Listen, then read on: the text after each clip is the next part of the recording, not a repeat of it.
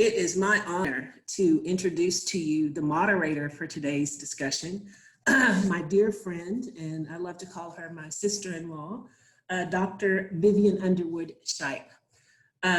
She is a native of Knoxville and retiring in 2018 after 35 years of service at the United Post Service, or the Post Office. She returned to her federal service back last year, 2019, to work as a recruiter for the U.S. Census Bureau. And she has been able to recruit like over 3,500 citizens in the Knoxville and surrounding counties to serve as census takers. Vivian has a number of committees and boards in which she serves. Just a few of those. She serves on the Knoxville Suffrage Coalition and the State Board of Directors at the League of Women Voters. As a community advocate for over 45 years, I could sit and talk for the next half hour about all that Vivian has done and contributed to this community. To me, I know her as a mom of 3, the grandmother of 6, and the great-grandmother of 3, and also a fellow Trekkie. So it is my great honor to introduce to you our moderator for today, Dr. Vivian Underwood Shipe. Vivian?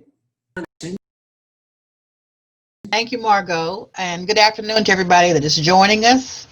We're excited today to be able to do this webinar, and I'm really excited because of the 2 panelists that we're going to be bringing before you. They're going to give us a really well-rounded and informative conversational view for our gathering today. I like to look at them as like a kind of from boots on the ground to a voice in the government tag team.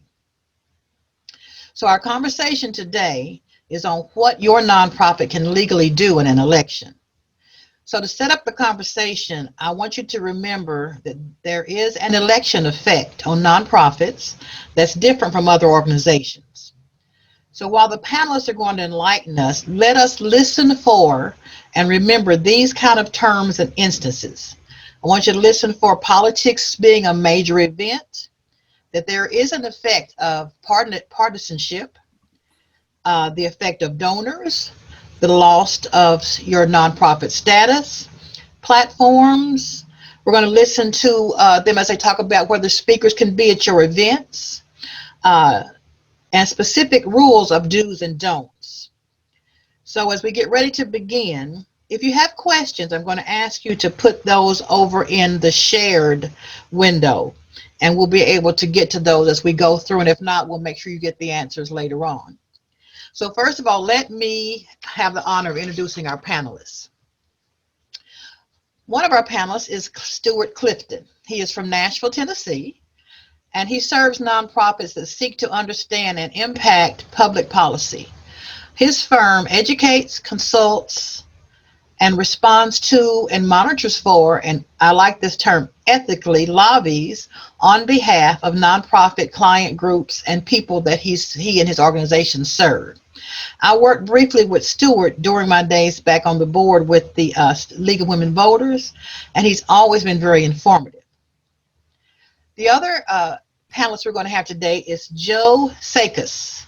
He is the founder and executive director and a longtime community organizer and author. He was a coordinator for Kentuckians for the Commonwealth from 1981 to 93, executive director of Virginia Organizing from 94 to 2017, and is now an organizer for that organization. He and his wife wrote a book I would like to get a hold of and want to read. It's called We Make Change, and it talks about lessons from the field. Remember I talked about boots on the ground. And as an aside, I want to also know that in the room is Brian Miller, who is the executive director of Nonprofit Vote. And he was also the former director for Tennesseans for Fair Taxation. So he may be able to enlighten us as we go through. So our process today is going to be to allow each panelist to respond to the questions that I present. And also at the beginning, remember at the end, if you have any questions, put them in the chat. So here's the first question that I want to put out, and I'll ask Joe to take the first lead on this. The first question that we received is, why are nonprofits under different rules in an election year? the main reason that nonprofits are under different rules is that we have certain tax advantages from the federal government.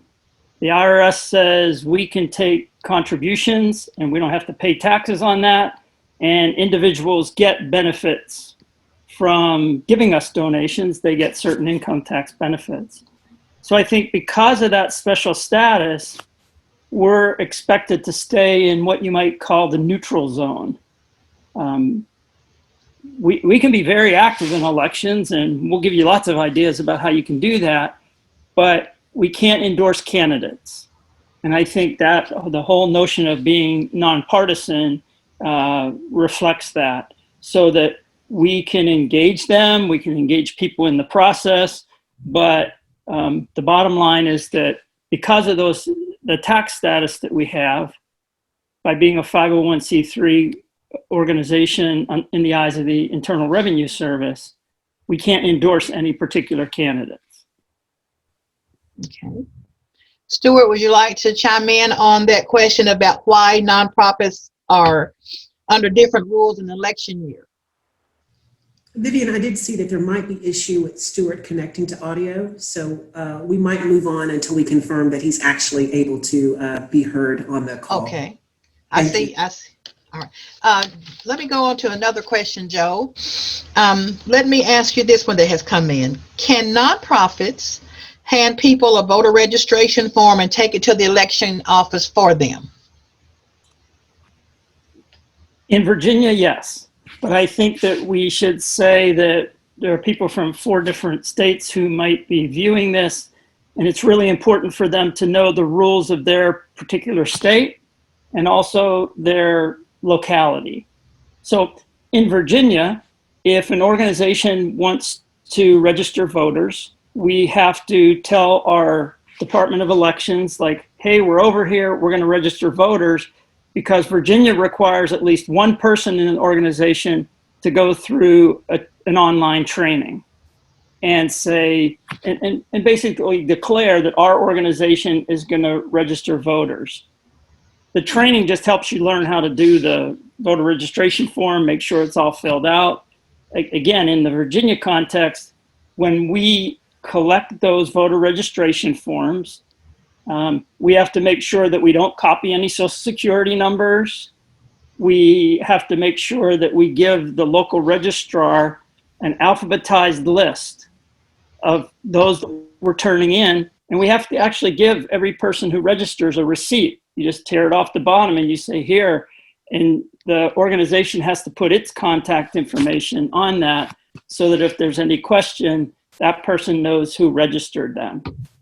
We have an advantage in Virginia is that we can turn them into any registrar, and we can also turn them into the state. We don't have to turn it into the locality of that particular person. So again, you have to really check with your local registrar and your state Department of Elections on what the rules are. But all states provide opportunities where people can register other people and collect those forms and turn them in. We also just say to people that I don't want to give you my social security number. We're like, fine, here's an envelope that's already addressed with a stamp on it that you can send it into the state and you can be registered. And sometimes they'll just put it in the envelope, seal it, and hand it to us and ask us to mail it. But at least we can get it done that way. Now let me ask you, you say you all have to give them a receipt. Is that some kind of receipt that you all have created, or in Virginia, do you have a specific kind of receipt to give them when you take their registration? In Virginia, it's actually part of the registration form. So they fill it all out, and then at the bottom, it'll give them some more information about where they can find out about other things from the Department of Elections. And on the back, it has the organization's name, an email address, and a phone number of someone that they can contact if they want to follow up. And again, we tell them, this is your receipt. If you don't hear from the Department of Elections in about 2 weeks by mail, they're going to confirm receiving your voter registration form. If you don't get that, you can tell them, hey, I did fill out this form on this date, and to make sure that nothing gets lost along the way. Okay. All right. Mr. Stewart, is your mic ready? May I ask your question? Okay, while Stewart's trying to get that fixed, Joe, here we are anticipating almost 30 or 40,000. They're talking about absentee ballots here. And we are encouraging people to not wait until the end of the cycle, but to go ahead and get their absentee ballots in early. You know, with the situation, with even the post office is now saying you need to get your ballot in early. So what kind of anticipation are you all seeing as far as absentee ballots there? So it's going to be a high demand. So we've been encouraging people for a long time to send in an application asking for an absentee ballot. And on the Thursday, the state will actually send out the absentee ballots if you've already requested one. You can keep asking, but if they already got a request, they're going to start sending them out this Thursday. We then encourage people, once you get that, treat it like it's on fire. Fill it out, and you can mail it back in, or you can drop it off at the local voter registration office. Or in Virginia, we're going to also have some extra sites for drop boxes and satellite offices for the voter registration office. So there are going to be a lot of ways you can turn it back in. We're just encouraging people to do it fast. They can apply for an absentee ballot up to mid-October. So there'll be plenty of time to get it in. But the easiest way is if people are out and about, they can just take it to the local registrar's office and hand it in. You can also do that up to Election Day here in Virginia. If you have an absentee ballot, you can take it into the voter registration office up until that very last minute when the polls close. Oh, you can go right until the time the polls close in Virginia? Yes, for the absentee ballot. And we have no excuse absentee now, too. Before, you used to have to say, you know, I have a special problem, or I'm going to be out of the country, or here it's just like there's no need to do any of that. You can just declare that I want an absentee ballot. And that was something that our legislature just changed this year here in Virginia. Well, that's opposite from us because, you know, during the preliminaries, we were able to do it because of COVID. And now they're changed the law back that you have to have extenuating circumstances like sickness or out of the country or something like that here. Right. Okay. Well, while Stuart's working on, let me ask you another question. Can a nonprofit organization use its facilities to do banking phone calls? If they're nonpartisan phone calls, you can use your facilities and your resources. So if you have an organization, you have members, you have staff, they want to use your phone, they want to use your office, they want to use your community center that a nonprofit owns, they can do that. They cannot have any of the campaigns using those resources or those facilities. So if the so-and-so for state senate says, hey, can I come in? We want to use your nice facilities because we can socially distance people and you have a big room. You can't do that. You have to stay in the nonpartisan zone of the election. Wow. Okay. All righty. Can you survey and publicize the results for all candidates in a race? Yes. And I strongly encourage groups to do this. In 2008, we realized that Virginia was going to be a battleground state. And the presidential campaign was going to be way more important than it had ever been. And so what we did was we asked both of the candidates for their positions on issues that we had been working on all the time: immigration, healthcare, living wage, lots of other issues, and said, can you tell us what your position is on these things? So you send them questions, they send you answers, and you print them up. And then what we did was we also included the issues of all the statewide organizations who were going to distribute this.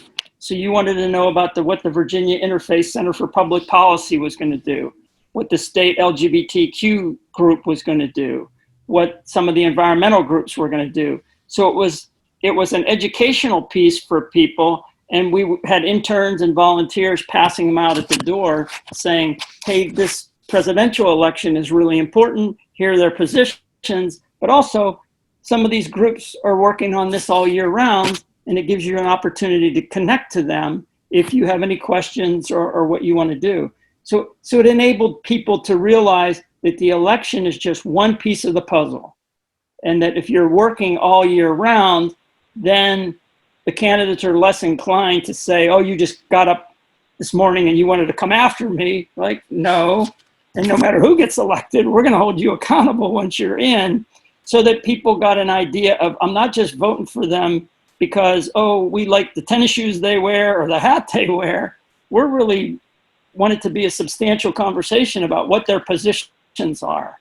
And I think it helps the candidates realize they have to say something meaningful. They can't just say, oh, I'm really great. Hey, vote for me. But here's what I believe and here's what I plan to do. Okay. You know, Virginia has a rich history right from the beginning of the formation of this country as far as being in a pivotal spot during elections. You know, how are you looking for this one? Well, I think that ever since 2008, people have started to take elections much more seriously, because before that, there wasn't a lot of competition. We still have a problem with competition in our state level because of gerrymandering, and we have a lot of candidates who run unopposed for the state legislature, for example. But since 2008, when you say, okay, we're a battleground state, these are more meaningful, I think a lot more of the local elections became contested. A lot more of our statewide elections became contested, and people realized there's something at stake. And even in the last 12 years, we've seen major shifts in policy at the statewide level. And people look and say, yes, well, that election matters. And we always had to it, yeah. And in between matters too, when you're having those conversations where you're having forums. I mean, we're talking about surveying candidates, and in an election season, we also survey them before a legislative session and say, what's your position? And let people know, and then give people their phone number and their email address and say, if you agree, thank them. If you don't agree, tell them what you think that they should be doing. So some of the mechanics of the elections, where you have surveys, you have candidate forums, you have public meetings, we can continue to do those all year round. Okay. Let me ask Brian Miller, if you're able to unmute. I wanted to ask you about the rules about nonprofits. If you wanted to, I know there's rules and regulations and do's and don'ts. Can you chime in on that? Which rules in particular are you looking for? Well, you know, I'm saying that there's certain things that they can do that they won't lose their nonprofit status.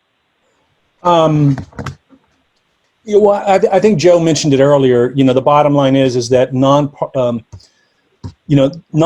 can do just about. Nonprofits can encourage their clients to vote. They can register their clients to vote. They can encourage the community they serve to vote and to get to the polls. They can get to the polls. They can do just about everything except for endorsing candidates, and that's really the line that you cannot cross. You cannot suggest, and speaking to what Joe mentioned a moment ago, yes, you can absolutely do the candidate surveys as well, but you can't rank those candidates. You can't give one person a 5-star rating and another person a 1-star rating as a result of that survey, because that would be considered endorsing. So, I mean, I think the main rule to keep in mind of is staying clear of anything that creates the appearance of endorsing or opposing a candidate. But nonprofits can absolutely register their clients in the community they serve to vote. They can absolutely encourage those folks to get to the polls, and otherwise educate voters about their rights and so forth. Okay. Hello, folks. Can you hear me yet? Stuart's here. Yay, I am. Stuart! I'm on the phone. I can't be heard by the computer for some reason. but actually got a few slides to show just along the lines of what Brian was being asked about. And Okay. my associate Colleen is going to run those if that's okay. That will be fine. Yes, sir. Go ahead. I am Brian, so please. sorry for this long delay. This is very embarrassing. I haven't had this problem before. Vivian, if you don't mind, I think that there was a question that was in the middle of being answered. If you could go ahead and ask that question so I can go on and give Colleen access. It'll take me just a second to do that. Okay, Stuart, Brian was touching base on the rules. Did you have anything you wanted to add about rules that have to be identified as a nonprofit organization? Well, that's sort of exactly what I'm going to show through these slides in just a second. Okay, well, let me ask you another question while they're getting your slides ready. Yes, that'd be great. Can an employee that is part of a nonprofit organization run for office on a partisan platform? And we'll start with you, Stuart, and we'll go Joe and then Brian.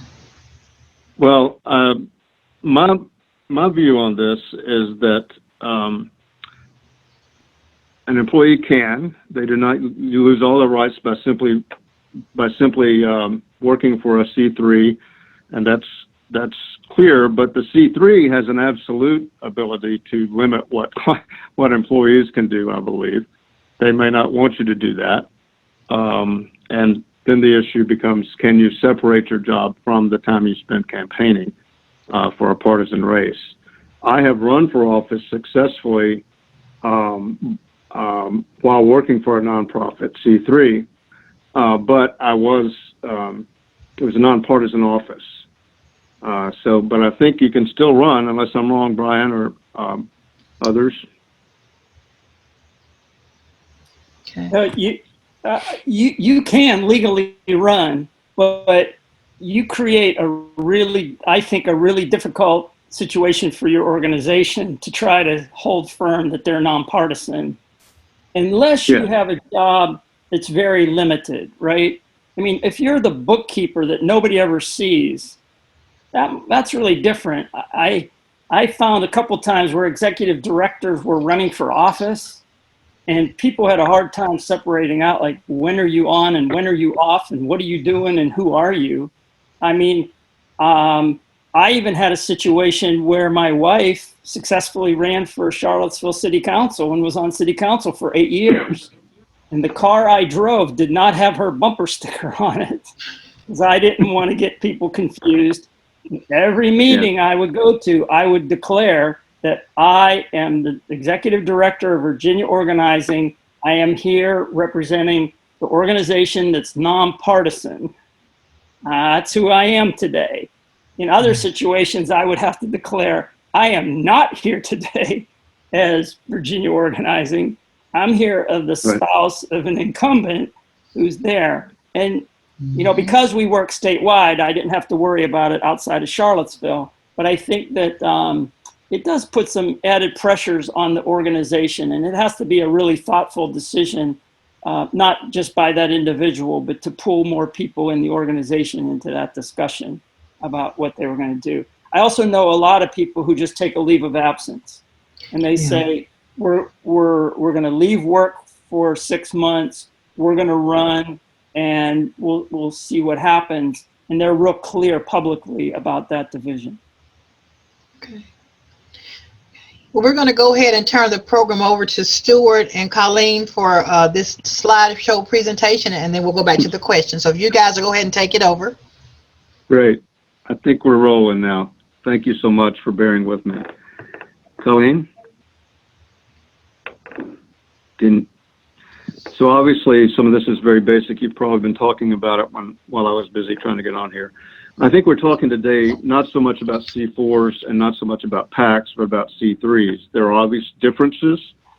A C3 is the traditional tax-exempt organization for most nonprofits.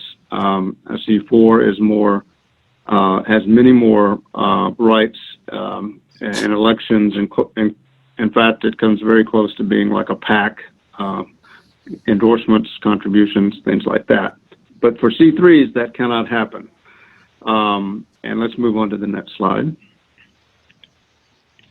Here, though, here are some things that can be done clearly by C3 organizations. Obviously, the basic one is conducting and promoting voter registration efforts, conducting Get Out the Votes drive. If it's a nonpartisan Get Out the Votes drive, that's not necessarily the case for C4 organization, but for C3, you can do that. You can educate voters on the process of voting and the political process generally. And let's see, host a candidate forum or debate, although there are some rules, some common sense rules, and some maybe esoteric rules about how to do that and whether it's a good idea to do it. But it can be done, and many nonprofits do that, of course, including the League of Women Voters, which has been doing this for all the years it's been in existence. Next. You can, in fact, create and use a candidate questionnaire, and you can distribute that to your members, I think to the public. There's probably a way you can get in trouble on how you do it, but you can provide a candidate questionnaire and distribute their answers, the candidates' answers. You can also distribute sample ballots or nonpartisan voter guides, but they can't be marked sample ballots if you're a C3. The other important thing to note is you can continue to do issue advocacy and lobbying as a C3, because as you probably know, and we all know, C3s are allowed to do a certain amount of lobbying, as long as it's not the primary purpose that they're organized for, and as long as they don't get over certain expenditures. So issue advocacy that you've been doing before an election can continue by a C3. And that's, I think, if you came up with a brand new issue that was targeted just to something that came up in the election and you never had a position on it before, and you took a position which is clearly not what one of the two candidates or more wanted, then you could be in trouble. So that's a little more of a qualified answer on that, qualified permissible activity. Next. Obviously, you can promote, and host a community conversation on a ballot issue, a ballot measure, not just campaigns and candidates, but also initiatives, charter amendments, things like that. Obviously, encouraging people to vote and conducting voter protection activities, because that's the world we live in these days. So I thought I'd mention that. Colleen, what's our next slide? Okay, these are just a few of the non-permissible activities. Again, these are non-permissible for C3s. You cannot endorse a candidate in an office. You cannot make, as an organization, you cannot endorse a candidate. You cannot make a campaign contribution as a C3, which is one of the major distinctions between a C4 and PACs, both of which can make contributions to campaigns. And you cannot rate candidates on who is most favorable to your group's position on issues. You can state their positions, but you can't say, this is our approved candidate because of these answers. So that's something Brian and others may have a little bit more to say about. So those are non-permissible activities. Colleen, do we have more slides? I can't get them from here. I did want to mention, and I thought about this before, not just because I knew Brian might be on here, but anybody's first place to go to think about this issue or to conduct a workshop is something called the nonprofitvote.org, which I think that's Brian's group. So I only stole about 80% of the information from that group. I hope nothing was incorrect, Brian. So that was sort of a quick run through of some slides. I had envisioned we'd have plenty of time for questions and answers, but I'm at the will of the group as to where we are in terms of how much time we have for the session and whether this is a time for more questions or not. Let me ask you two questions that came up when you were talking. You say you can host a candidate forum. Now, what happens if you have the forum and none of the candidates show up from the other party. So it becomes just one party speaking at the forum. Are you covered as a nonprofit, or gentlemen, what happens at that point? Well, there are groups which have decided that they will not do something like that without all candidates, and they invite all candidates. I think you do have to invite all candidates. The League of Women Voters of Tennessee, which has possibly the most experience with these in Tennessee, will not hold a debate unless everyone has agreed to it and shows up. That is not a legal requirement. It is the League's own position. So it's sort of up to the organization. If you've made good faith efforts to invite everyone, some people just don't show up, I think you can go ahead and hold a forum. I believe that's right.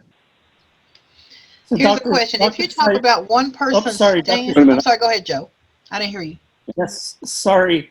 But one thing that I think is really important in all this is that our board has decided that we're going to listen to one lawyer, and that lawyer is our lawyer. So David Brian Rubenstein is going to give us advice. And when we asked David this question, he said similarly what Stuart said, and then he said, but don't do it. And our Right. board said, okay, because part of it was he was saying it not just in the legal sense, but he said, you're not just active in this one election.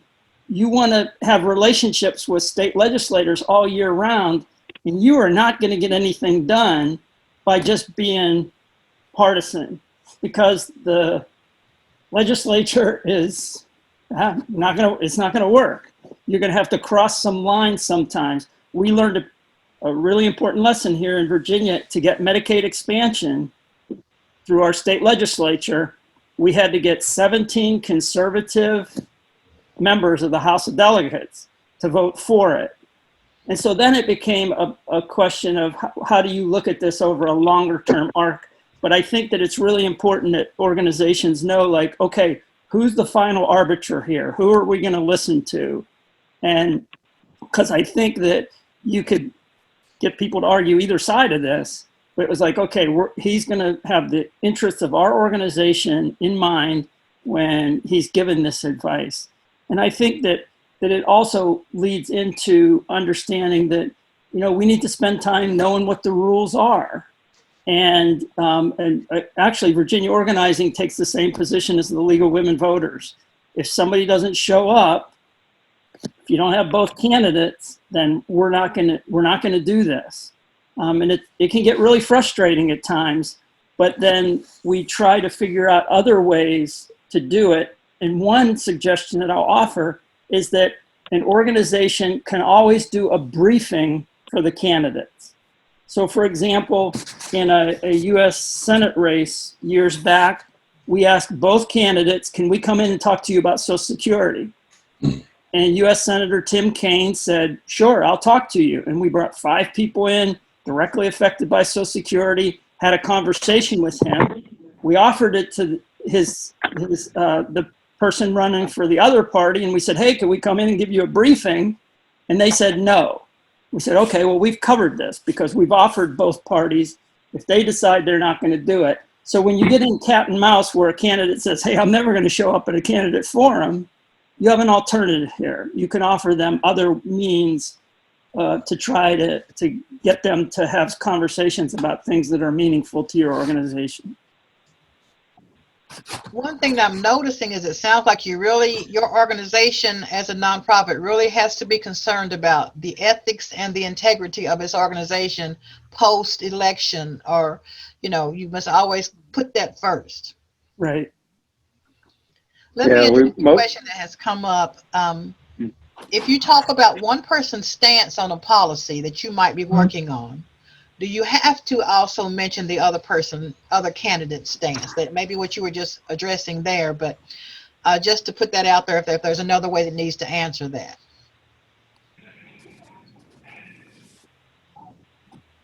All I think you do as a C3. It's certainly I mean, you're not a PAC, you're not a C4, you can endorse, and it seems pretty close to endorsing to simply pick the person who you want to to publish what they think or to present what they think. So that would be my guess. I'd be interested to know what Joe and Brian and others think about that. No, I concur. You can't rank them. You can't say, hey, we agree with him and we disagree with her. And I just think I think it's important. I mean, the part of it too is this really does kind of reinforce the notion of what do you do all year round? Because we don't have to say, oh, Dr. Shipe, I disagree with that position you just said. You can say your position, and then people will go to our website and say, here's what these folks, here's their statement of beliefs. And does what Dr. Shipe just said match up with our statement of beliefs? People can reach their own conclusion. We don't have to say like, hey, look, they didn't really coincide with what we think here. So I think that's another part of it, because I think the other thing I want to acknowledge is that within Virginia organizing, not everybody agrees of 100% of what we do. You know, there are people who disagree, they have different viewpoints, and that's okay. That's what makes this pretty interesting and exciting. And so I think it's hard to just limit a candidate and say, okay, let's take a really narrow view of what they do. I think the important work of our organizations is to say, let's look at the totality of what this candidate's bringing us. What are they talking about? Does that reflect your life? And can your questions be based on that? Hey, here's what I have to deal with every day. What are you going to help me figure out how to move forward? Brian, do you have anything you wanted to add on that? I think they've covered it pretty well. I mean, I think, what Joe's saying about, how you do this work year round is absolutely important. But I think it's all been said. Let's talk about what we can do as a nonprofit during the election season. One of the questions that we've received is, can my nonprofit drive people to the polls because we know how likely they will be to vote for our candidate? That is a great question. And I think the answer is maybe, maybe not. It's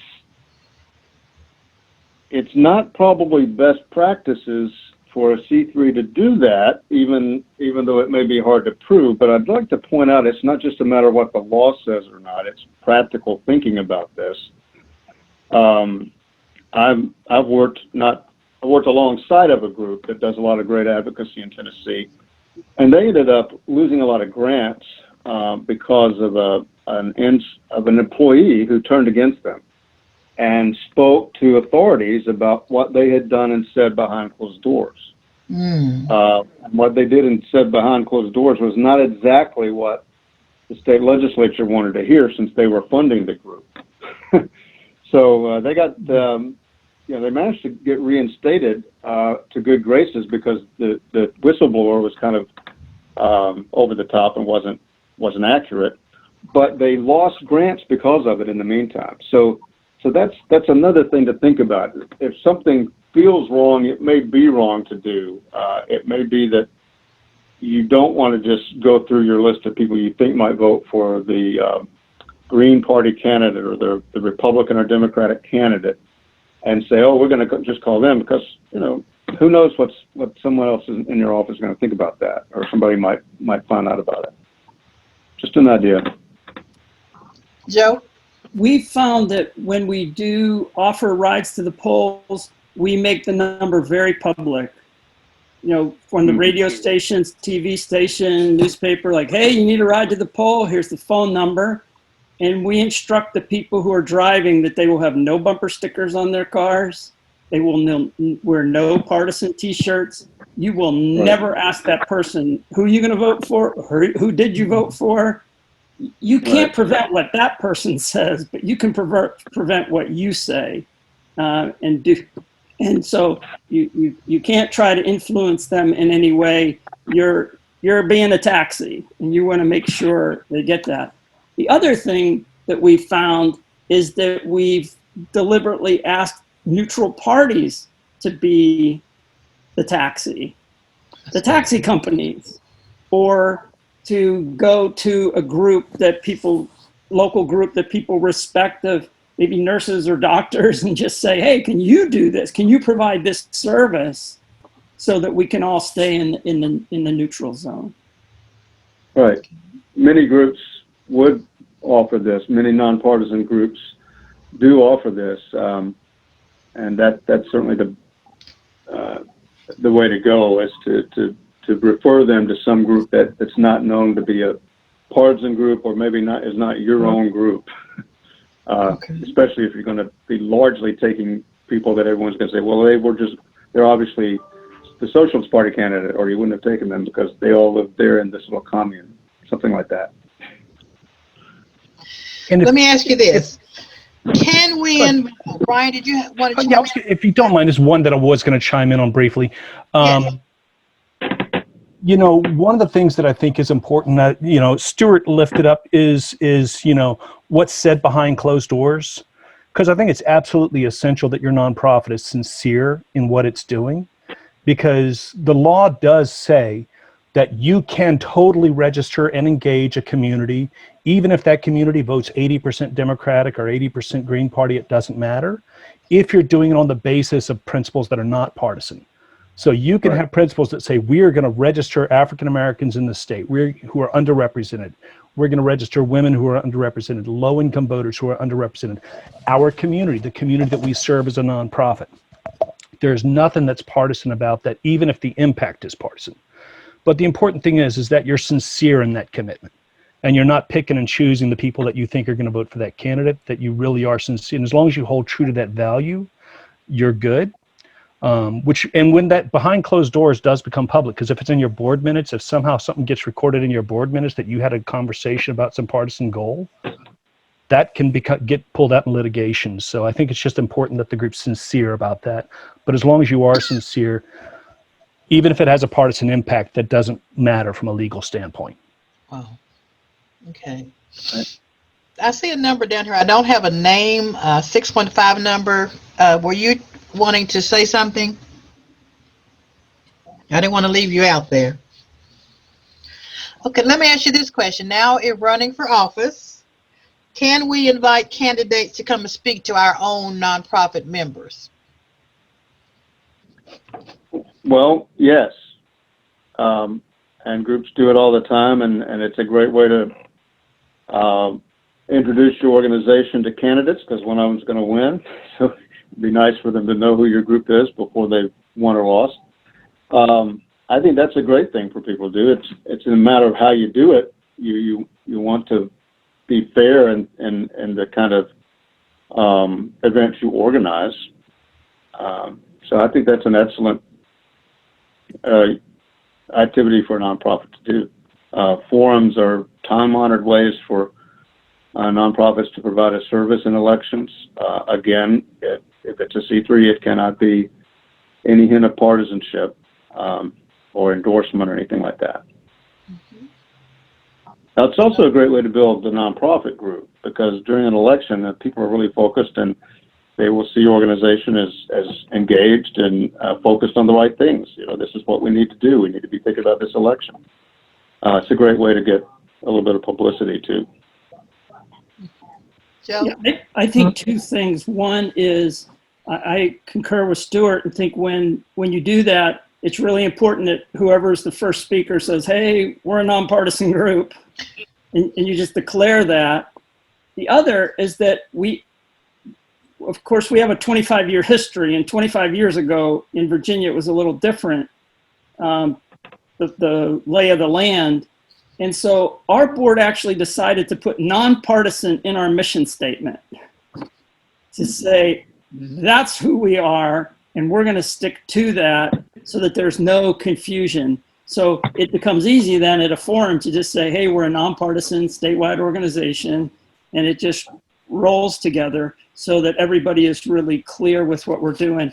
We've also suggest that when groups do that publicly, that they videotape that part of the forum. That's a good idea. So that they can always say, no, look, here's what we did. We printed it, we videoed it, here's who we are, so that there's no question about it. Because there are people who will come and snipe at you later, and you want to make sure that everything's okay. Brian?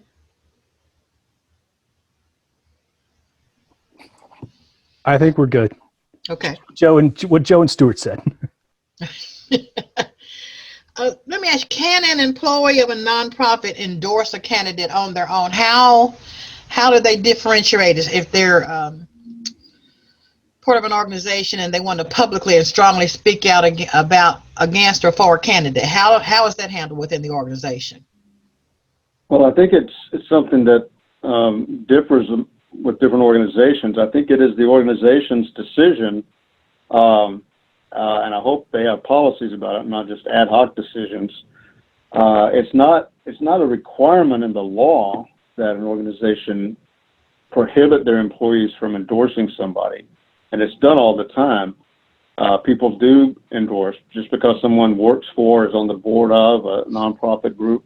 They don't lose all their rights, but it's something that can be regulated and controlled by that organization. And they may have very strict rules about public endorsements, because if it's the executive director, it may be hard for the public to separate that person from the organization. And they may lose funding, they may lose credibility, things like that. Joe? I think that's perfectly clear. Thanks, Stuart. Okay. All righty.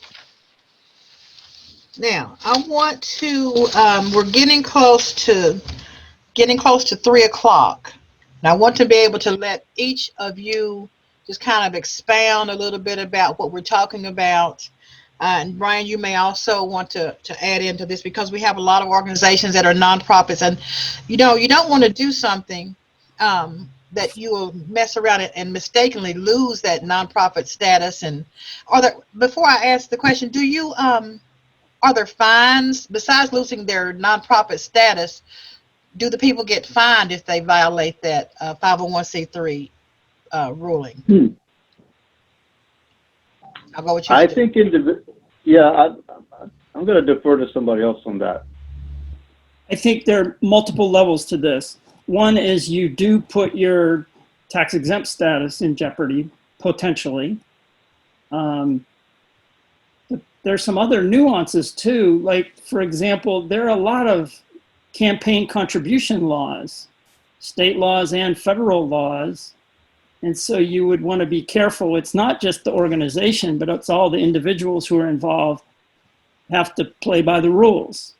And that's why I said earlier, you need to know the rules and what you can do and what you can't do. And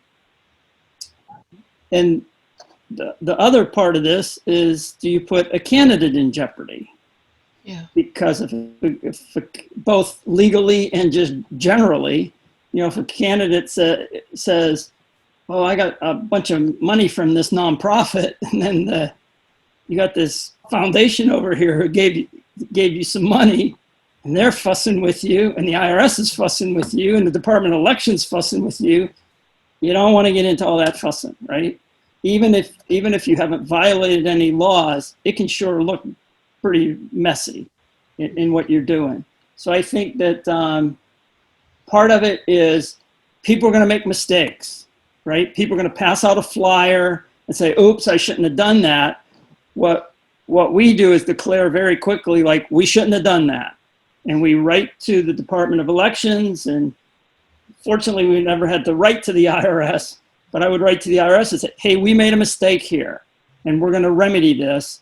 And the IRS always uses this term about facts and circumstances in how they judge things. Well, we're gonna tell them that we messed up here a little bit, and that we're gonna back up and try to remedy that. So I think that that's not a real straightforward answer, but I think there are a lot of things to consider when you're moving forward.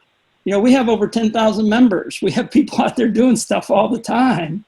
And the best that we can do is to declare on our website and our materials, we're nonpartisan, here's what we're doing. Every Tuesday this summer, we had voter registration trainings trying to make sure people got it right. And so our intent is to make a good faith effort that we are going to do it right and try to make sure we don't fall in the ditch. Okay.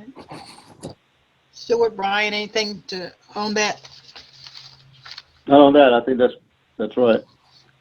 Okay. Yeah, I think what Joe said is spot on as far as, especially that you're taking remediative action. Because, every now and then someone crosses a wire. Maybe you hired a volunteer who didn't remember that part of the training, and they crossed the line they weren't supposed to cross. The fact that that was done and that you took some decisive action, whether it's retraining the staff person or in some cases letting the person go and showing you let them go because they violated your organization's policy. That's an important part of your protection. Is there anywhere in booklet form or anything for a nonprofit, just like you're just talking about here, if you mess up, if you drop the ball, boom, boom, boom, boom, this is how you cover yourself or correct it? Is there anything anywhere? I know maybe we can give it to the people at the end or send it as a resource, but is there anything out there right now that will teach a nonprofit, this is what you do in case of a slip up? Wow, that's a great question. I don't know. It'd be a great thing to develop. Brian,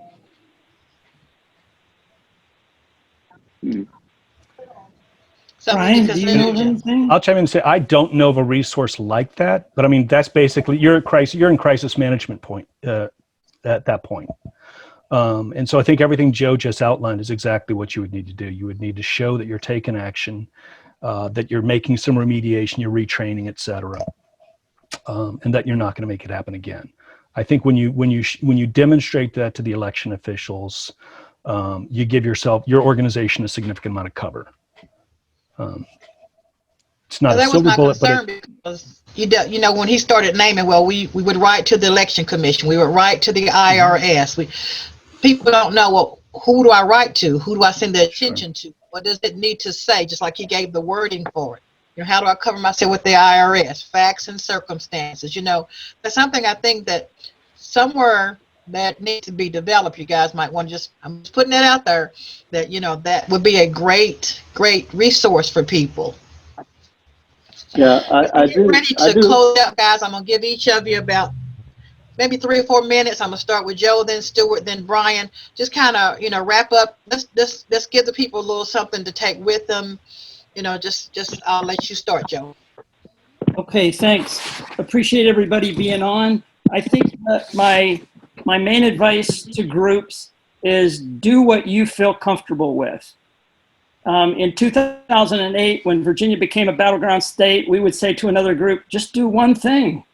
Just help 10 people learn how to do a phone bank, or do 2 days of door knocking and voter registration. Just it's like a meal. Just eat one bite at a time. Try to figure out how far you can go and what you can do. I think in addition to some of the things that Stuart listed earlier about what groups can do, I would also add, be thinking a lot, especially in pandemic times, about social media. Yeah. What do you put on Facebook? What do you put on Twitter? What can you get people to write letters to the editor to encourage people to register, give them the deadline, how they can do absentee ballots? And the last thing I'll mention is that we all have the best thing, I think, of how to participate in an election during a pandemic. And I'm holding up my cell phone. This is it. When Walter Davis calls me, it says on my phone, Walter Davis. I'm going to answer the phone. If some anonymous phone banker calls me, I'm going to look at that number and say, no way, I'm not dealing with that. It's probably somebody else trying to get me to sign up for Medicare. So, but this phone, if you just take your own contact list, call them, text them, and say, hey, there's an election coming up. I want to make sure you're registered to vote. Here's where you can go online in Virginia to register. You need some help? Let me know. And hey, by the way, can you pass on to people on your contact list? I think this is a simple way to do it, and you don't get into any of the ditches that we're talking about, right? You don't fall off the cliff. You can stay nonpartisan. You can stay really focused. This is about registering voters and getting them out to vote. How do you get an absentee ballot? They can always pursue in other ways what the candidates' positions are, what other things that they want to know. But the basics that a group can absolutely do about voter registration, get out to vote, absentee ballots, you can do a lot of that just based on the people you have and their own cell phones and your own lists. So for example, an organization that has 10,000 people on their list, they can send out e-blasts and say, here's that same basic information. Okay, thank you. Stuart? Good point. We haven't talked a lot about social media, but you mentioned that, and it's very easy for employees of C3s to get in trouble and get their organization in trouble by late night social media posts that you thought sounded great at the time, and the next morning you realize, maybe I shouldn't have done that.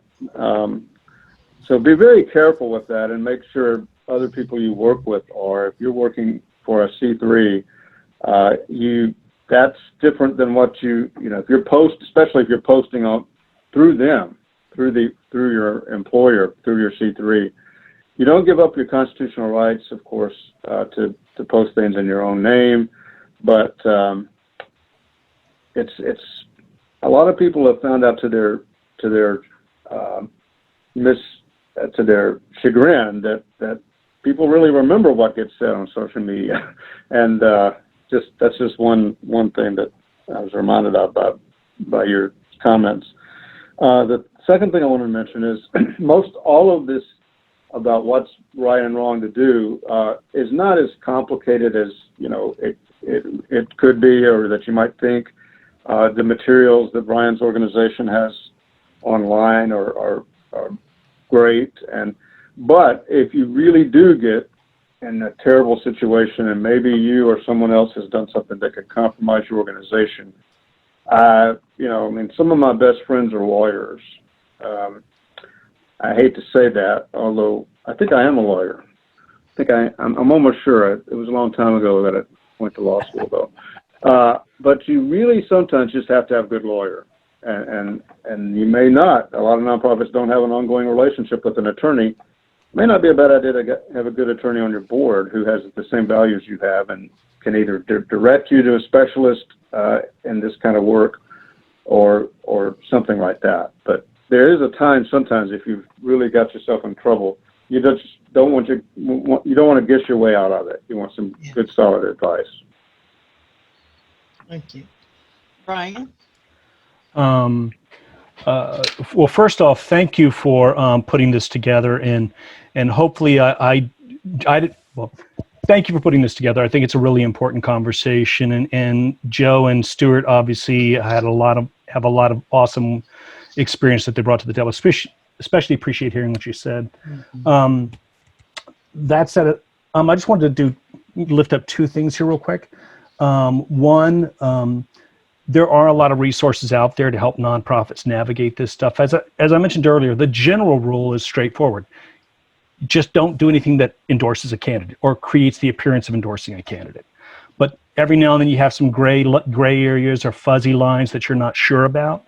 There is an email, in addition to Nonprofit Vote, one of the other groups that has really good resources on there about this is Alliance for Justice. And there's an email address that they use. I think it's advocacy@afja.org, where you can send if you've got a question that's on the fuzzy line that you're not so sure about. You can also reach out to us at nonprofitvote.org. On our website, we do have a lot of resources about staying nonpartisan, what the rules are, what staff can and can't do. We also have guides on like organizing candidate forums, ballot measures, but not just the legal stuff, but also how to do it well. Yes. The law is one thing. You want to definitely that's the must. It must be good because it must comply with the law. But then also doing it effectively. And so we also have a lot of best practices on how to most effectively do voter engagement or voter registration drives. Again, that's all at the nonprofitvote.org website.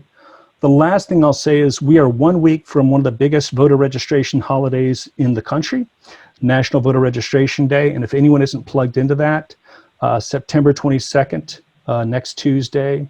There will be a coming together of organizations all across the country, businesses all across the country. Your Facebook feed will light up. Your Twitter handle will light up. You'll see a Google Doodle. You'll see all sorts of things happening. Election officials are coming together for National Voter Registration Day. It's an opportunity that and it's nice because we have Republican and Democratic election officials championing this. We have major corporate partners. We have everyone from Walmart going to be running promos in their stores to, digital platforms doing things. It's a great space for nonprofits to step out and start doing voter registration work if they're not already doing so. I know it's short notice because it's only a week away, but you can learn more about that at nationalvoterregistrationday.org as well. Thank you. Thank you again. I sure appreciate you, gentlemen. Before I turn it back over to Walter to close us out, I wanted to also, in addition to what Brian is saying, is to remind everyone that we are now exactly 2 weeks away from the end of the census. September 30th is the end of the census. We are still trying to get response rates up, so I'm asking you and your organizations to please get the word out. 2020census.gov. My organization, Voice of the Voices, is doing everything we can here in Knoxville to get our response rates up. And don't forget about early voting. Remember, absentees here are from the 27th of October to 11/3 to get your ballots. I'm telling everybody to get your ballot in by October 15th because they're already saying at the post office, we need to make sure that we get those ballots early. So I thank you all for allowing me to be your facilitator. I am going to turn it over to Walter so that he may close us out. And thank you again.